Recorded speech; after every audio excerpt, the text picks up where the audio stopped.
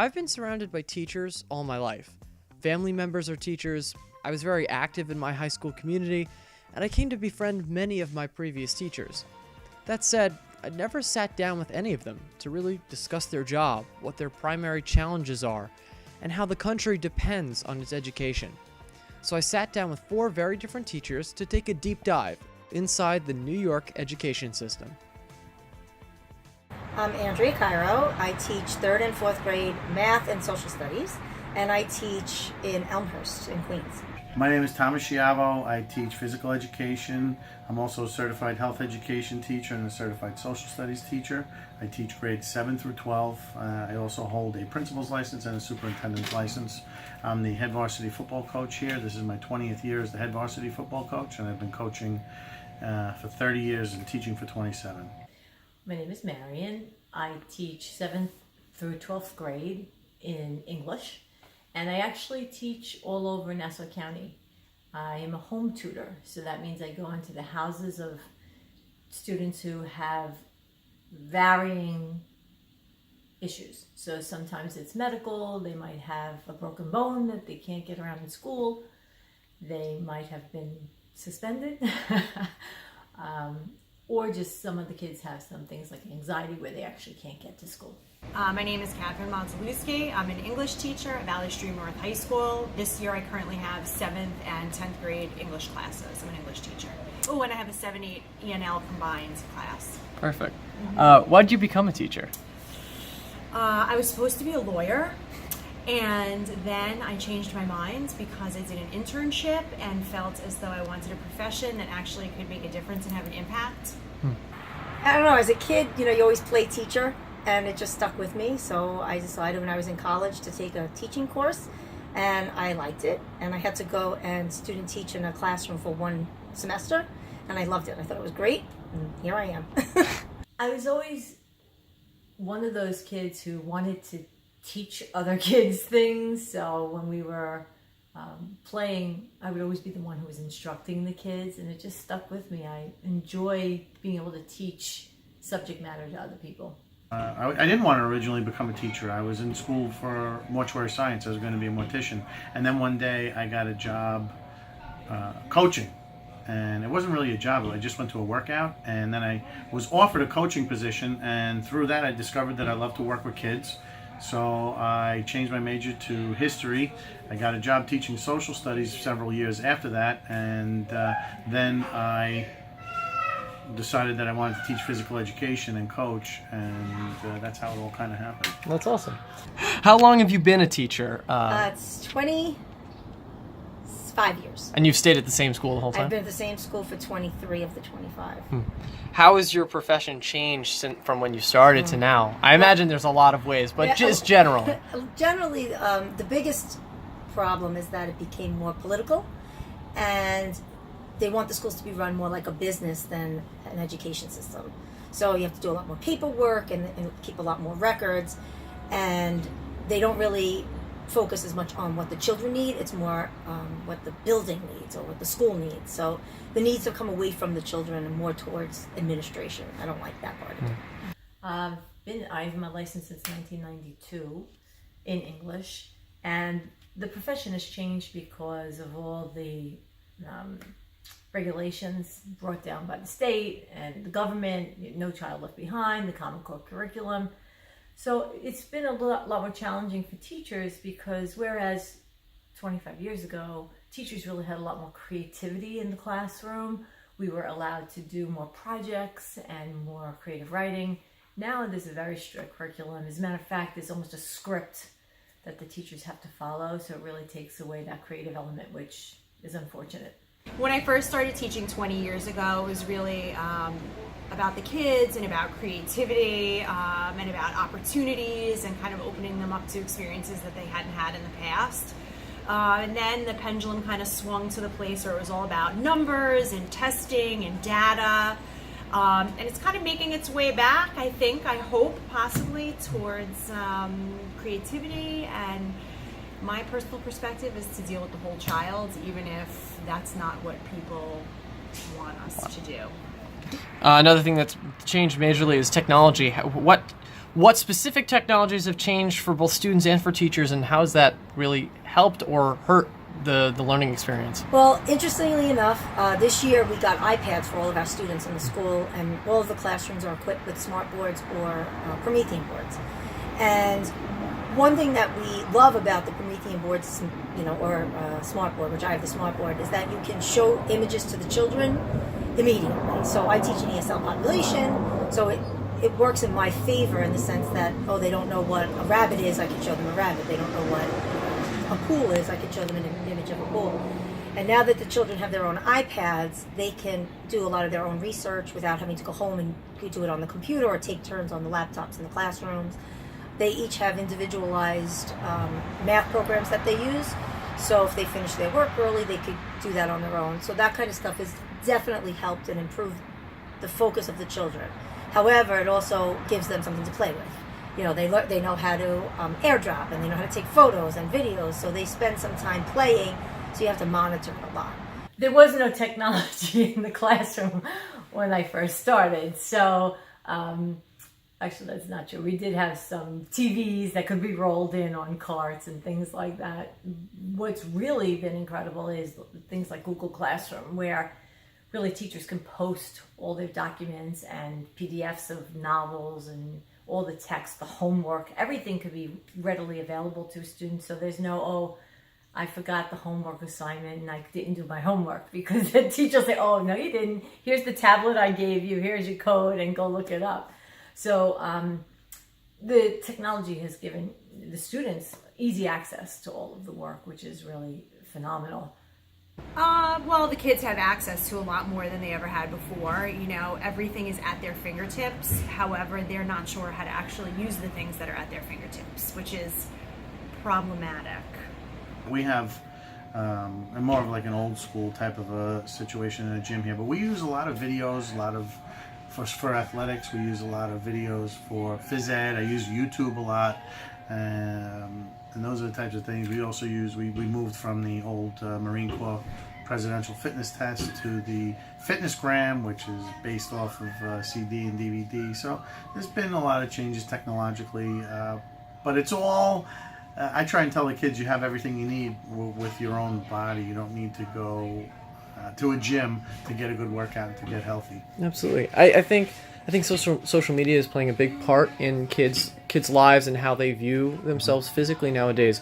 What would you say in response to that? So, like, how do you think that social media is affecting these kids coming into Phys Ed and all that? I agree with you. It is affecting them, and it's making some kids react positively to it because they want to get themselves fit, and other kids it's having the opposite effect on, because they are kind of very self-conscious of themselves, and so self-conscious that they're ashamed and they just shut down, and they are intimidated to try and make gains or participate in front of other kids because of their self-image.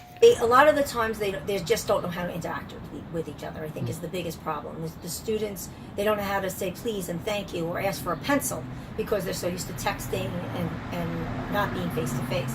So socialization has become an issue. Would you say that bleeds into even your part of the job as teachers, between teachers and all of that? Absolutely. You sit at lunch and your teachers are on the cell phones instead of talking to each other, so absolutely. With technology has come a serious decline in students' ability to interact with people face to face.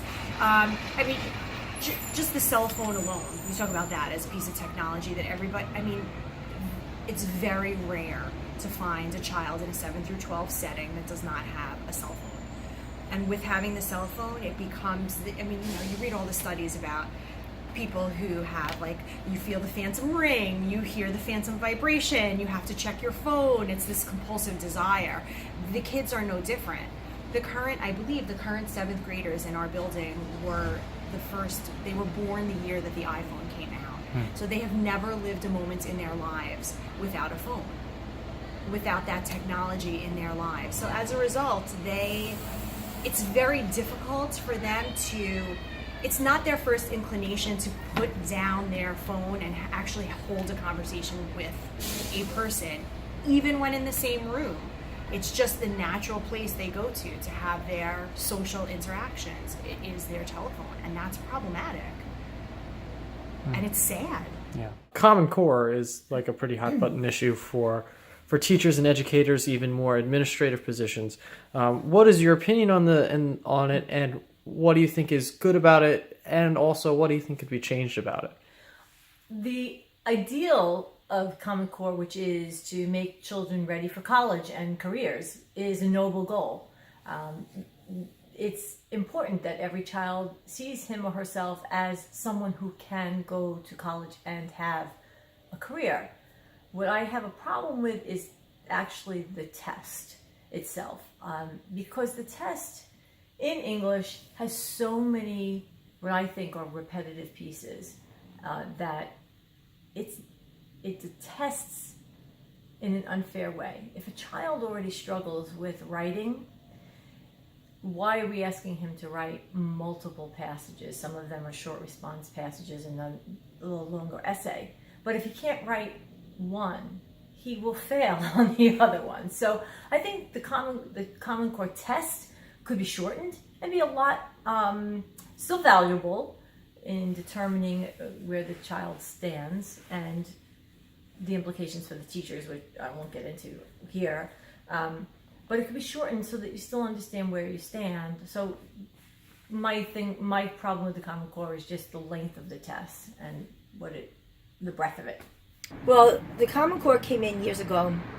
We had 1 year between the old standards and the Common Core standards where we actually wrote our own curriculum. It was the best year ever. So it almost tells you that teachers should be writing curriculum, but they're not. And that's where the problem is. The Common Core standards themselves, if you actually read the standards, they're fine. They're age appropriate, and it just brings children to reach higher levels. That's really what they want the children to do. The Common Core standards were supposed to condense a lot of what was being taught, so you went into depth as opposed to teaching very broad subject area. What happened was all the publishers wrote this curriculum by what they thought we should be teaching, and it's all over the place. I think it's very difficult, the whole Common Core thing, because we're in a society where kids are from all over the world. It's a global society, and trying to measure people's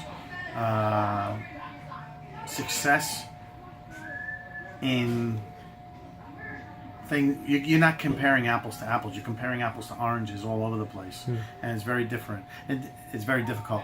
Down here in Phys Ed, I mean, the big thing we do down here is a lot of differentiated learning, because while one kid may be able to do 1 push-up, another may be able to do 5, and another kid might be able to do 100. We need to set goals and give praise and provide tailored workouts for improvement for all those. So differentiated learning is a big thing down here. Absolutely. So I think Common Core, the benefit to any set of standards is having the kids have a uniform set of goals that they need to achieve. However, a seasoned teacher or a teacher with creativity and ideas and knowledge and a strong support network can come up with their own ways in which to get the kids to those goals. The problem with Common Core is some of the problems with Common Core is that it has limited teachers in the way that they are able to achieve the goals and get the kids to the standards that they need to be at.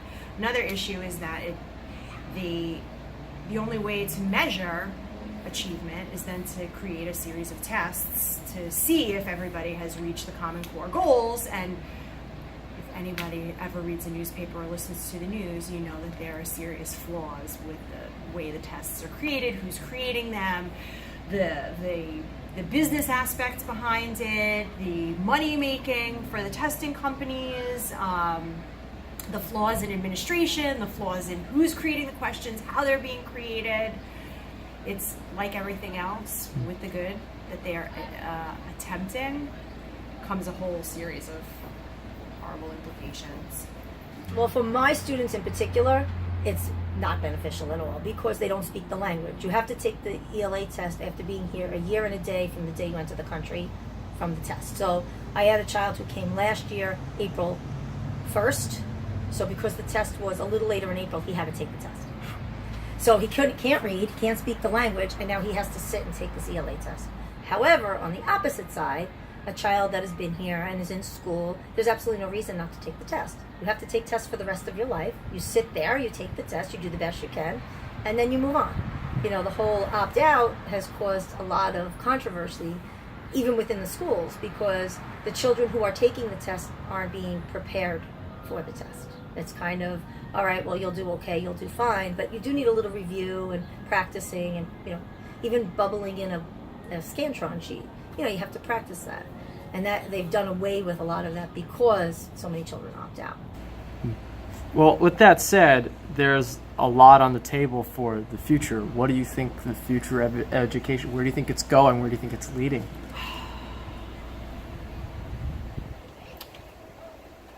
Sometimes the future scares me for the kids and the possibilities. I'd like to think that as teachers who come in, new teachers who come in, as they enter the educational field and they are more tech savvy, they will learn to balance technology and the aspects of education that, like an older teacher like I value. I think right now we're kind of at a crossroads where you have old school and new school, and I fear the loss of classrooms in the future and things moving in the online direction. And it's I think right now at a crossroads. I think we're trying to introduce all the technology, and what it's doing is taking the children's education more into their own hands. It's going a lot more towards student-centered learning, which I don't agree with. Maybe in high schools, but not in elementary schools.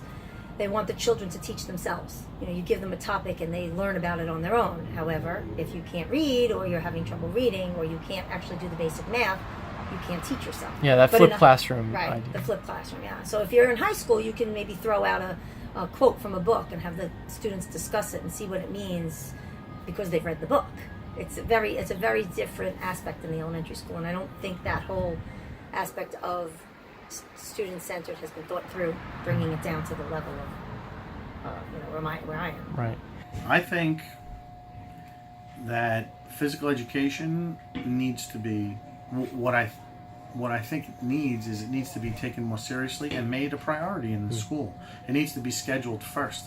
It doesn't matter how much math, science, English, social studies, foreign language you know if you're not healthy and if you don't know how to take care of yourself if you are healthy. Well, we've talked about a lot. So what would be your message to any college kids or any people who are looking for a job in the education industry? What is your message to any of those people? Well, the way education is right now, it's not really the best profession to be in. The reason why I went into it, for the students. Nowadays, you go into it, I have the summers off, but you forget that you have to work for 10 months with someone else's children all day long. But it's a great profession to go in, especially as a woman. Once you have children, you're off when your children are off, and you're off in the summer, which is a nice perk. But if you're going to go into it, you have to love children, and you have to really want to do it, because otherwise you'll be very unhappy. If you want to be a home tutor, I absolutely enjoy this job because I'm able to have a very flexible schedule which fits into my life, and I still have that joy of sharing literature with my students. I would say learn the science of what you're doing, and you don't learn how to teach in the classroom. You learn to teach by teaching. So you need to get on the floor, you need to get out there and do it. Lastly, and most importantly, the most important thing I said in the whole interview, always be good to the kids. Always be good to the kids. And being good to the kids doesn't mean you're speaking to them flowery and nice all the time. Some kids you need to be stern with, some kids you need to be hard on, some kids you need to praise, and some kids you need to joke around with. Get to know your students and always be good to the kids.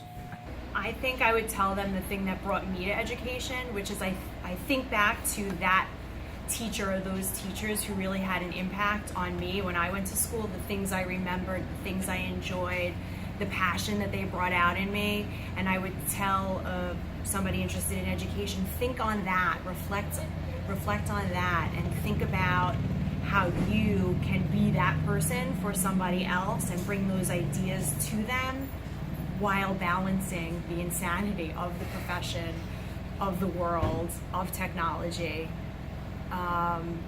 because at the end of the day, your job as a teacher is not only to teach the kids the curriculum, but it's to teach them how to be good people, how to function in the world, how to be productive, and how to think. No one ever said teaching was easy. These teachers show a passion for their students that's truly inspiring. I don't know if I could ever have the commitment to a job in education, with such heavy weights to balance like Common Core and helping a student cope with adolescence. What I do know is I have an even more profound respect for my teachers and everything they sacrificed to make me the person I am today. Who knows? Maybe I'll teach a class in the future. I'd love to pass on that energy of curiosity and inspiration to the next generation. But for now,